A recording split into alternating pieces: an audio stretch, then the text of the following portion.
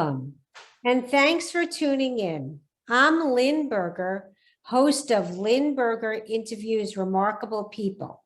And today I have the pleasure of speaking with Pauline Lord, owner of Whitegate Farm in Lyme, Connecticut.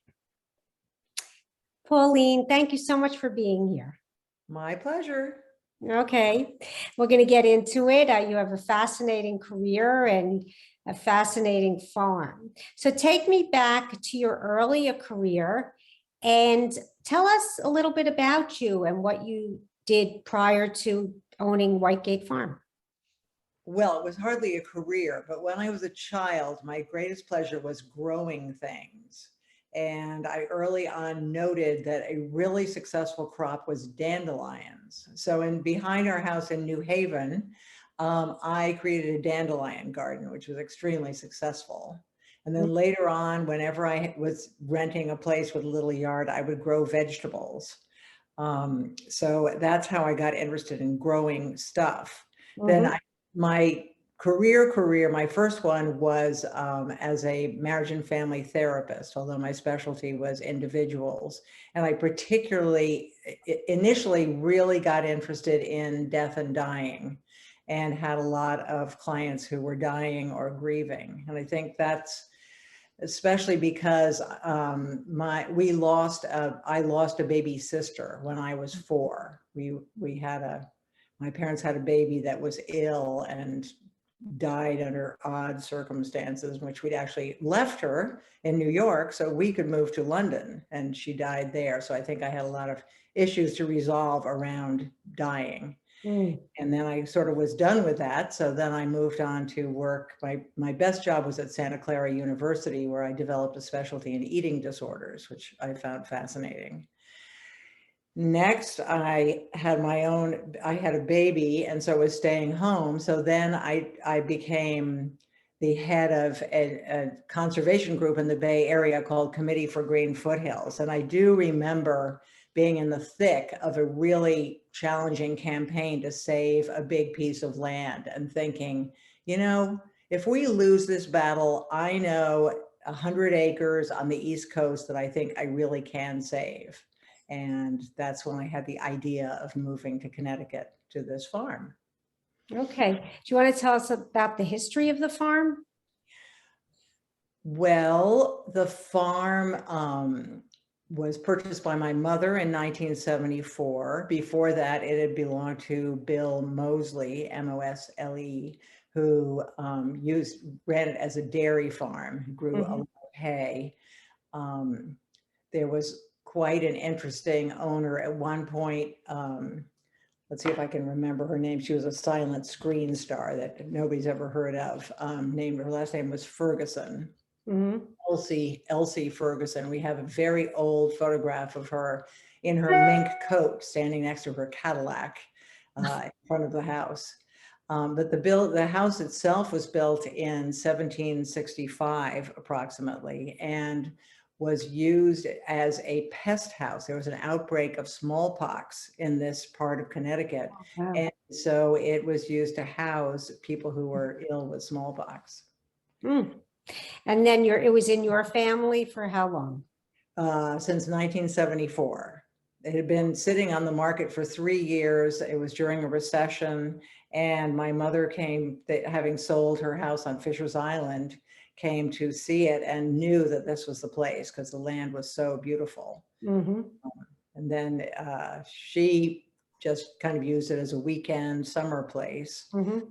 David and I, my husband and I, were still living in California and moved here to the farm in 2000 to reinvent ourselves as farmers.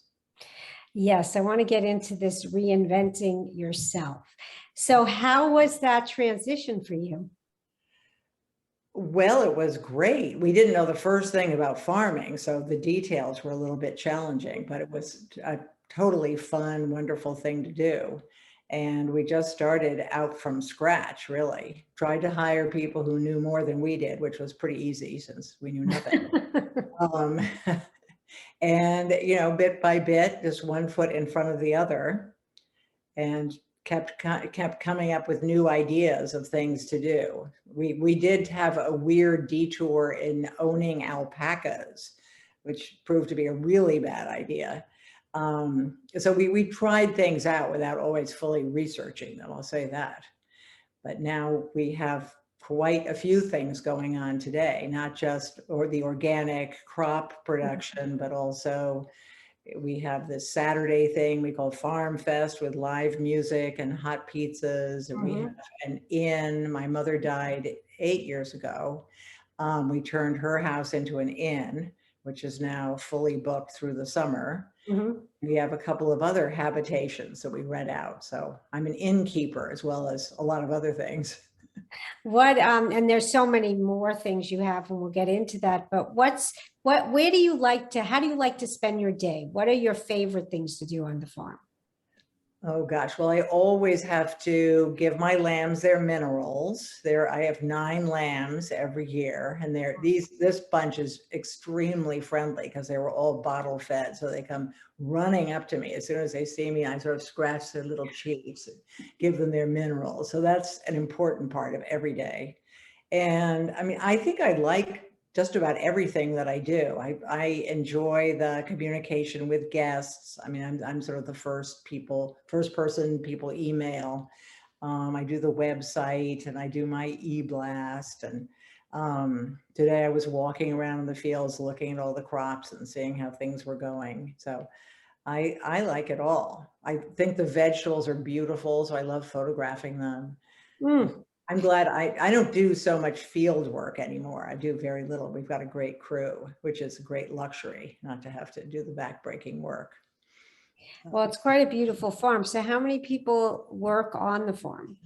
Oh gosh, I've sort of lost count. One aspect of the operation is our kitchen, which I think now has 8 people working in it, 2 chefs and a number of prep cooks.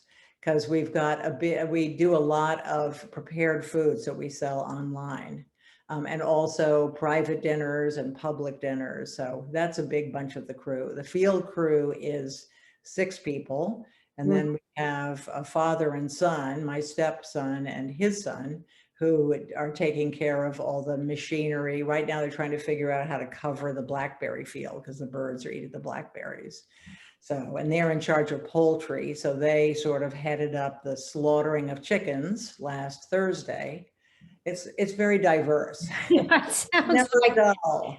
it sounds like from answering the phone, running an inn, and doing the other things on the grounds, it is Right. quite a diverse position you have.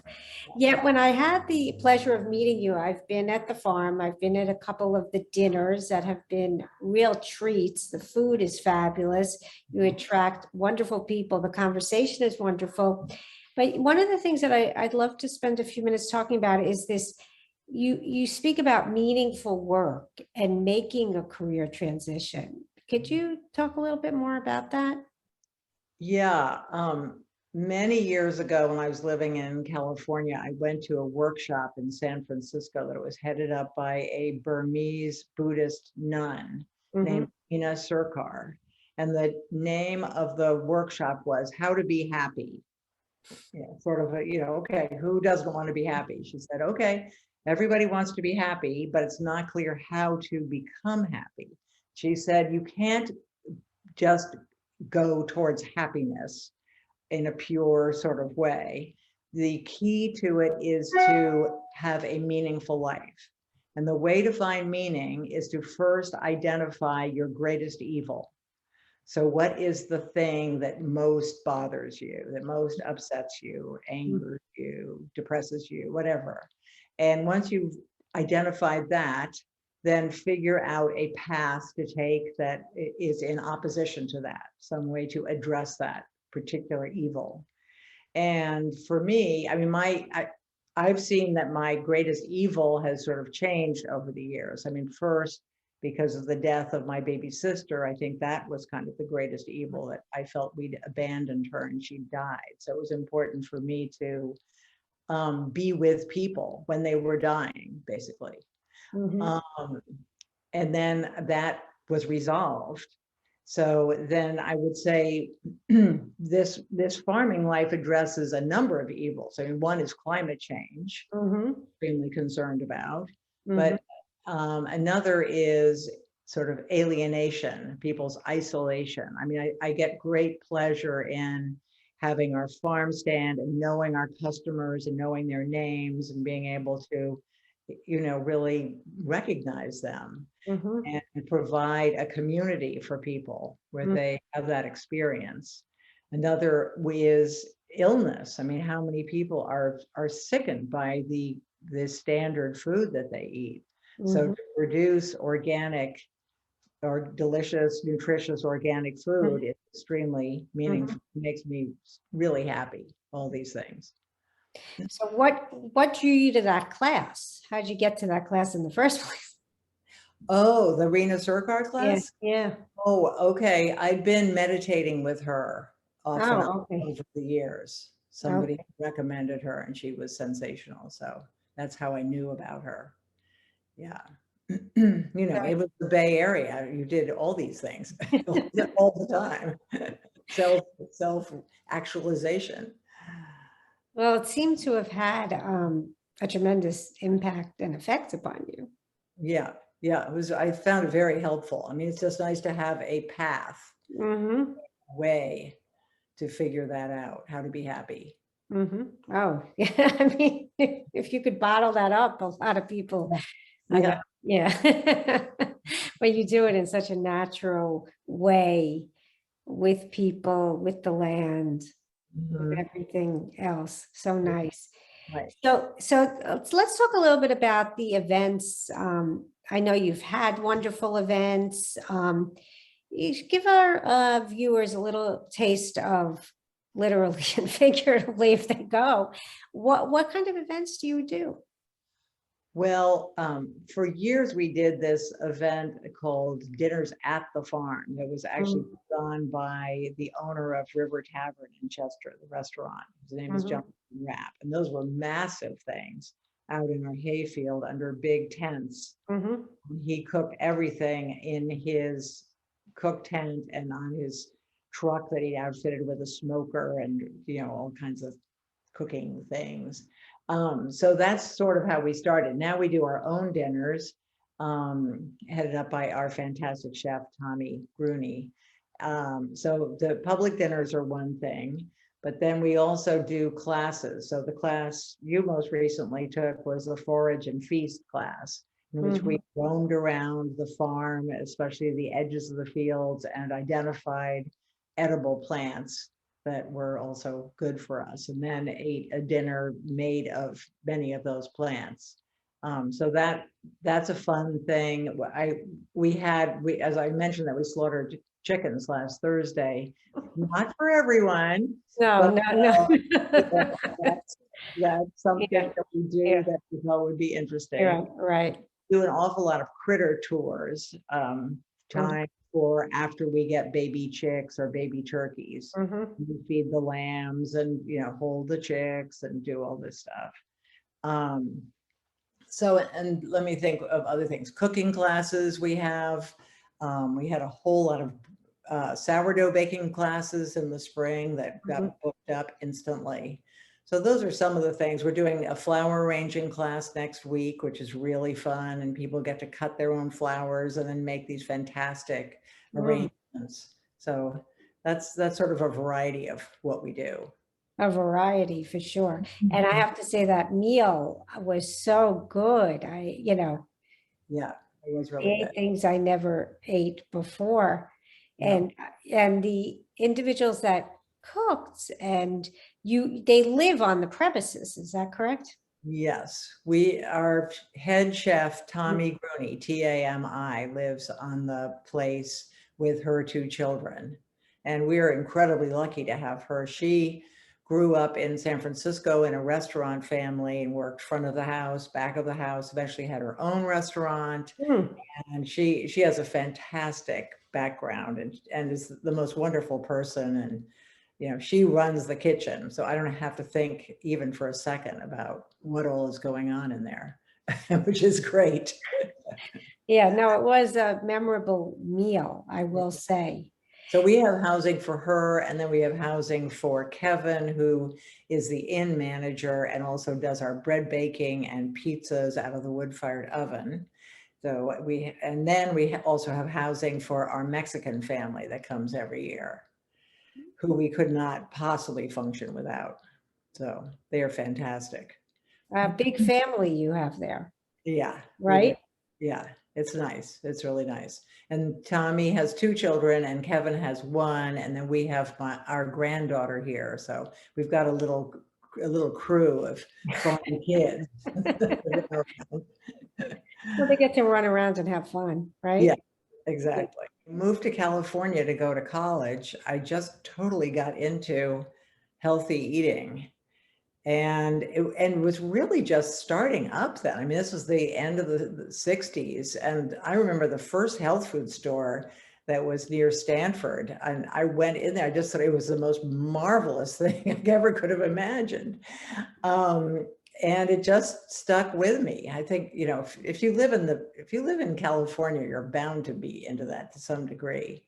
So when we moved back east to start up this farm, the only people we really knew were my mother, who really didn't care so much about food, I will say, and the people who worked for her, who, as far as I could tell, only ate, you know, McDonald's burgers. Then I thought, well, what the heck are we thinking? Who's going to be our audience here exactly? But of course, it turned out to be quite popular. So I'm so lucky because I don't always eat our top produce because I want to sell that, of course, but I'm very good at eating all the seconds, and Tommy has leftovers too. So it's great. It's a great benefit of being here at the farm. And everyone else there gets to eat it Yeah. also. We're all eating well here. Do you have daily practices? Do you still meditate? Do you do yoga? What is your? Yeah, it's mostly just, you know, working out. People say, oh, you must get so much exercise on the farm. Well, not exactly. I actually go to the gym and lift weights. Yeah, it's pretty, you know, prosaic. I also do meditate from not every single day, but most days. Do you attract people from all Well, over? we do, from near and far. Actually, our first guest who came to stay in the inn, it was right at the sort of a couple months into the pandemic. They had been planning to go to the Galapagos Islands with their children and grandchildren. Of course, they couldn't do that. They live in Stamford. And at that point, you couldn't leave the state without quarantining. So they booked out the inn and also the ice house for 2 weeks in August. And then last year, they came back for 2 weeks in August. And this August, they're coming for 2 weeks. They've already booked next year in August for 2 weeks.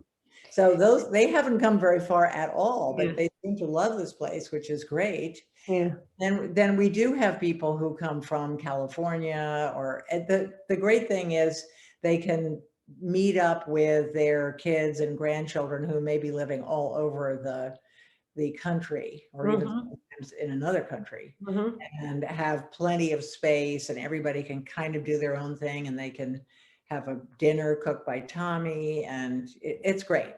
It's great. And, you know, I'll always show them the different animals, and they can feed the lambs. Oh, fun. That's sweet. We actually, one time, we had 3 couples coming from Brooklyn. I think it was Memorial Day weekend.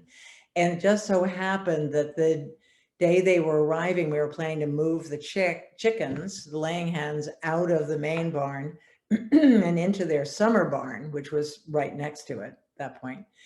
And so we let these people know that we were going to be doing this. So if they happened to be there by 9 p.m., they could participate. Well, one couple did arrive by then and came up there with their 2 little girls, both in their pajamas, who ages, I'd say, 4 and 6. And we were going in with our headlamps on because we didn't want to really wake up the chickens. And so going in and getting them off their roosts, carrying them out to the summer house, and they had the best time. I was just glad they didn't get clawed or anything, but but it was fun when people have a chance to be involved in stuff like that. Right, where their daily life does not usually include that. Absolutely not. Yes. So tell you said a little bit about COVID. So what happened during COVID on the farm? Well, that was really interesting because the year before the pandemic, we had created this whole online ordering method, but it was just for prepared foods. Mhm. And it was a big deal setting it up. It took forever. We met, the whole thing was elaborate. We finally launched it. It resulted in no orders whatsoever. So I thought, oh, good. I found another way to waste money in this business. So as soon as the pandemic really settled in, we went one Saturday, we were open in person. This was April, I guess. Oh, the farm stand was, the in-person farm stand was open. The following Saturday, it was entirely online. And so everybody could order online and then come and we would put their order in the trunk of their car. And of course they thought we were magic because we done this transition so quickly, but we were completely set up for it. So that was one thing. And then the other thing was the, inn became really super popular because it was a safe place for people to be with Oh, their relatives or their close friends and be away from everybody else. As we weren't going into the building, they could have it entirely to themselves and have their own kitchen. And mm, so that proved to be super popular.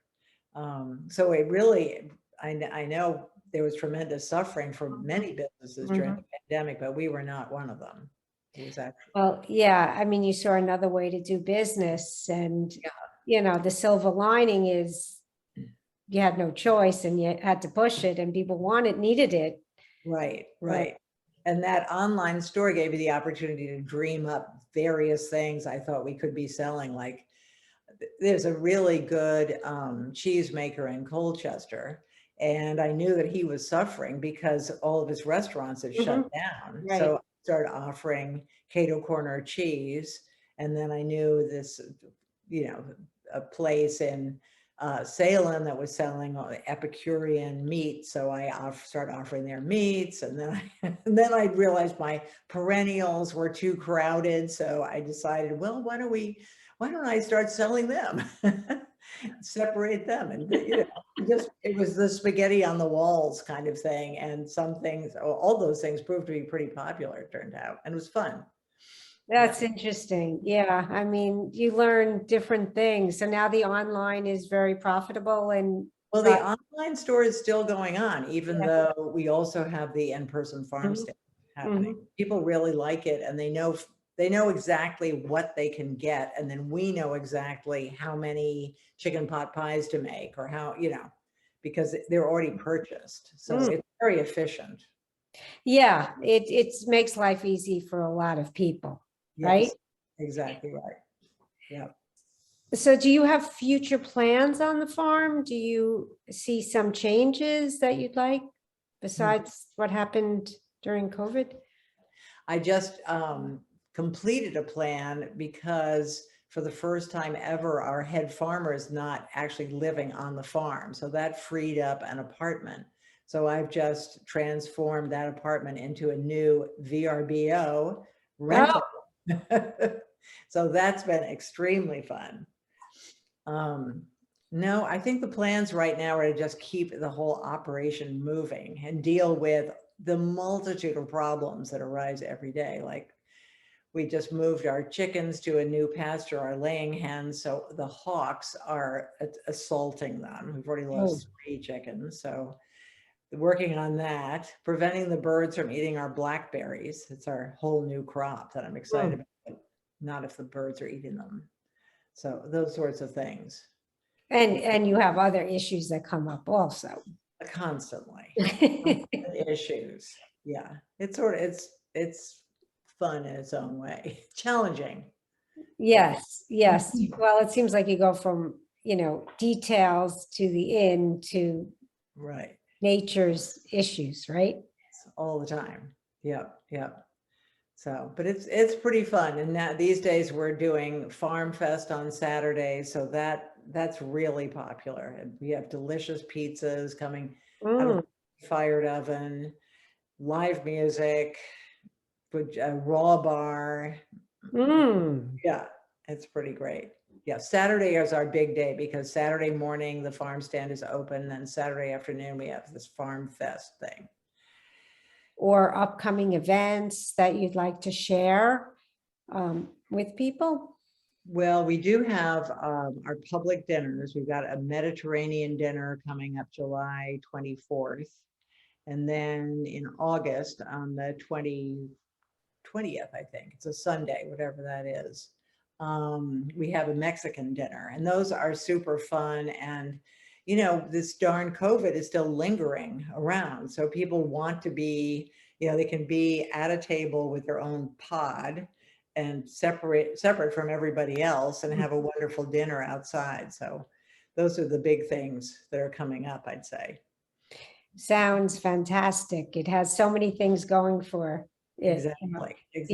They're benefit dinners too. So each one we have a special beneficiary for. That's truly a win-win. Yeah, exactly right. Yep.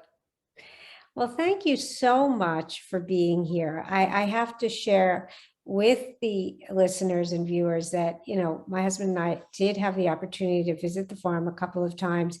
And every time we've had a dinner there or just wandered around, it was a treat. So I encourage everyone to, if possible, to take a visit. Well, thank you. Yeah, and we always encourage people to wander around, to look at the animals or check out our growing fields. We have trails in the woods. Yeah, we're really lucky to have this beautiful land. And this is my greatest thing, is to share it with people. I mean, I think it would be terribly sad if we just hadn't done anything with that house. Or, you know, it's just great to have people enjoying it. Well, your enthusiasm and vibrancy to make it a place where people can come see things that they might have not ever seen and meet people and be outside is wonderful. So thank you. Take care, and I hope to see you soon. Okay, thanks, Lynn. Enjoyed it. Thank you.